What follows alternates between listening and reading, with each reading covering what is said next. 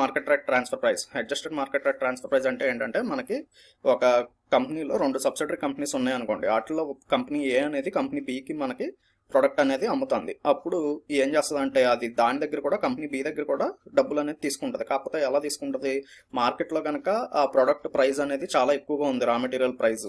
అలాంటప్పుడు వీళ్ళకి సబ్సిడరీ కంపెనీకే ఇది ఇస్తుంది కాబట్టి తక్కువ ప్రైస్కి ఇస్తుంది. కాకపోతే ఏంటంటే ఆ కంపెనీ బి అనేది కంపెనీ ఏ దగ్గర అంతకుముందు ఏదన్నా కొనుక్కుందనుకోండి ఒక రా మెటీరియల్ అనేది, దానికి ఫుల్గా డబ్బులు కట్టేసి ఉండాలి. అంతేగాని ఇది కనుక దాన్ని డబ్బులు కట్టకుండా బ్యాడ్ డెబ్ట్స్ ఉండి ఇది మళ్ళీ ఇంకో ప్రోడక్ట్ ఏదన్నా తీసుకుంటా అంటే కనుక ఈ కంపెనీ ఆ కంపెనీతో బిజినెస్ చేయకూడదు. నెక్స్ట్ వచ్చేటప్పటికి ఒకవేళ వీడు కనుక ఇప్పుడు తీసుకున్నాడు అలా ఏం లేదు, కానీ ఫ్యూచర్లో కనుక ఒకవేళ డబ్బులు కట్టకపోతే కార్పొరేట్ మేనేజ్మెంట్ అనేది వాళ్ళు ఇంటర్వ్యూన్ అయ్యి మధ్యలో ఖచ్చితంగా ఈ కంపెనీ ఏకి కంపెనీ బి నుంచి డబ్బులు ఇప్పించే బాధ్యత వాళ్ళు తీసుకోవాలి. దీన్ని వచ్చేటప్పటికి adjusted market rate transfer price అంటారు. నెక్స్ట్ వచ్చేటప్పటికి negotiated transfer pricing. When no discriminable market price exist due to a small market or highly customized goods, a transfer price may be negotiated between subsidiaries based on the relative negotiating skills of the parties involved. అంటే ఒకవేళ మార్కెట్లో కనుక చాలా చిన్న నిషే ఉందనుకోండి, దానికి అంటే చాలా చిన్న సెక్టర్ ఉంది, అంటే బాగా ఎక్కువ లగ్జరీ గుడ్స్ ఇలాంటివి ఉంటాయి చూసారా, వచ్చేటప్పటికి చాలా చిన్న మార్కెట్ అలాంటిది ఏదన్నా ఉందనుకోండి, అప్పుడు బయట వేరే కంపెనీస్ ఏవి కూడా అలాంటి ప్రోడక్ట్ అనేది అమ్మటం కానీ అలాంటివి చేయట్లేదు. అలాంటప్పుడు ఏమవుతుంది, ఈ 2 కంపెనీస్ వాళ్ళ ప్రైస్ అనేది వాళ్ళకున్న నెగోషియేటింగ్ స్కిల్స్ని బేస్ చేసుకొని వాళ్ళు నెగోషియేట్ చేసుకుంటారు ప్రైస్ ఎంత పెట్టుకోవాలి అనేది. అది వచ్చేటప్పుడు నెగోషియేటెడ్ ట్రాన్స్ఫర్ ప్రైసింగ్. నెక్స్ట్ వచ్చేటప్పుడు contribution margin transfer pricing. In the options of a market price A transfer price can be created based on a components contribution margin. ఒకవేళ మార్కెట్లో కనుక అసలు ఏమీ ప్రైస్ అనేది లేదనుకోండి, అప్పుడు వీళ్ళు ఏం చేస్తారంటే ఈ 2 సబ్సిడరీ కంపెనీస్ కూడా నువ్వెంత పెట్టుకో, ప్రాఫిట్లో అయినా ఒకవేళ ప్రాఫిట్ అయితే ప్రాఫిట్, లాస్ అయితే లాస్, నువ్వెంత కాంట్రిబ్యూట్ చేయి నేను ఎంత కాంట్రిబ్యూట్ చేస్తాను అని చెప్పి వాళ్ళు ఒక ఒప్పందానికి వస్తారు. అది వచ్చేటప్పటికి contribution margin transfer pricing. Next వచ్చేటప్పటికి resale price methods. The resale price is determined by working backwards from transactions at the next stage in the supply chain.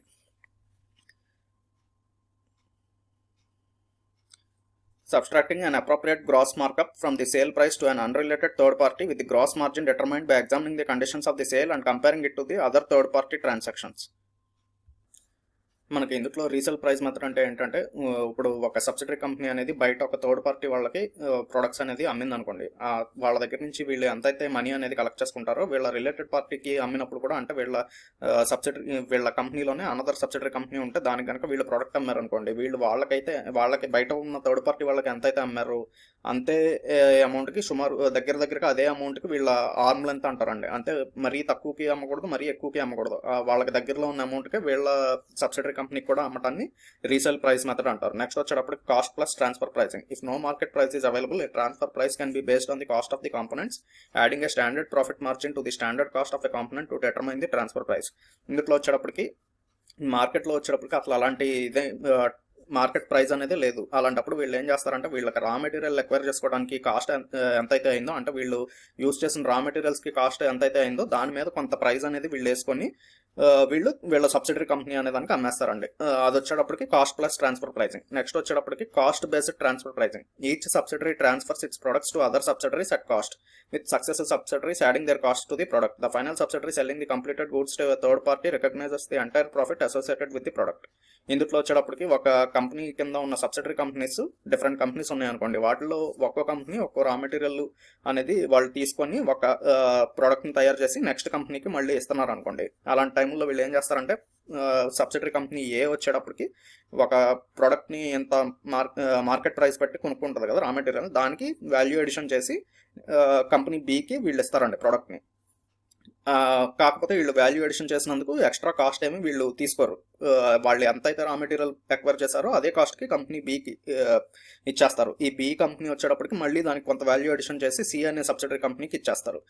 వీళ్ళు కూడా ఏమీ ఛార్జ్ అనేది తీసుకోరు. వీళ్ళు కూడా ఎంత బట్టి కంపెనీ ఏ దగ్గర ఎక్వైర్ చేశారో అదే కాస్ట్కి సికి ఇచ్చేస్తారు. సి అనేవాడు వచ్చేటప్పటికి థర్డ్ పార్టీ వాడికి ఎవరికన్నా బయట వాడికి అమ్మాడు అనుకోండి, వీడు సి అనేవాడు ఏం చేస్తాడంటే, A subsidiary company B subsidiary company తయారు చేయడానికి వాళ్ళు వాల్యూ ఎడిషన్ చేసినందుకు వాళ్ళ ఛార్జెస్ ఉంటాయి చూసారా, ఆ ఛార్జెస్ని వీడు సి అనేవాడు అంటే వీడి కంపెనీ ఏదైతే వాల్యూ ఎడిషన్ చేసిందో ఆ ప్రోడక్ట్కి, అది మొత్తం అన్ని కంపెనీస్ యొక్క వర్కింగ్ ఇది ఎక్స్పెన్సెస్ని వీడే తీసుకుంటాడండి, వీడే రియలైజ్ చేస్తాడు. బయట వాడికి అమ్మినప్పుడు ప్రాఫిట్స్ వాళ్ళ తరపున కూడా వీడే ప్రాఫిట్స్ తీసుకొని తర్వాత వాళ్ళకి డిస్ట్రిబ్యూట్ చేస్తారు. అది వచ్చేటప్పటికి కాస్ట్ బేస్డ్ ట్రాన్స్ఫర్ ప్రైజింగ్ అంటారు.